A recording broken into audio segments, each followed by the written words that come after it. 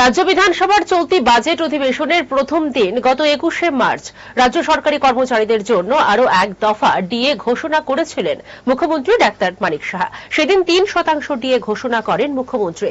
বর্তমানে কেন্দ্রীয় সরকারি কর্মচারীদের সাথে রাজ্যের সরকারি কর্মচারীদের ডিএর ফারাক 22%।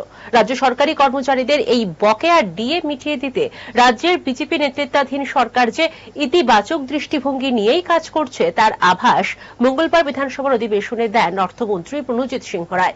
এদিন বিধানসভার অধিবেশনে রাজ্য সরকারি কর্মচারীদের বকেয়া ডিএ মিটিয়ে দেওয়া সংক্রান্ত বিষয়ে কংগ্রেস বিধায়ক সুদীপ রায় বর্মনের প্রশ্নের উত্তরে অর্থমন্ত্রী প্রণজিৎ সিংহ রায় রাজ্য সরকারি কর্মচারীদের বকেয়া ডিএ মিটিয়ে দেওয়ার আশ্বাস দেন।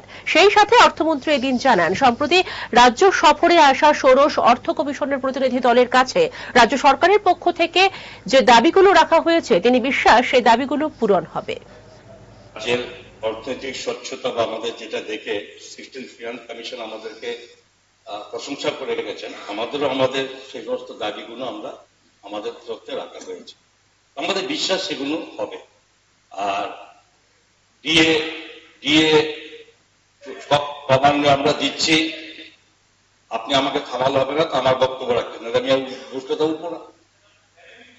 আমাদের কথা হচ্ছে এই যে ডিএ গুলো আমরা দেখুন দিচ্ছি, কিছুদিন এইবারও মাননীয় মুখ্যমন্ত্রী করেছেন, ডিফারেন্স আছে এবং ডিফারেন্স গুলো আমাদের ক্রমান্বয়ে কমিয়ে আনার জন্য আমাদের প্রচেষ্টা আছে। তার মধ্যে কমিশনের যেটা আমরা রেখেছি সেটা নিশ্চয়ই এটা সুরা হবে, এটা আপনারা কথা বলতে।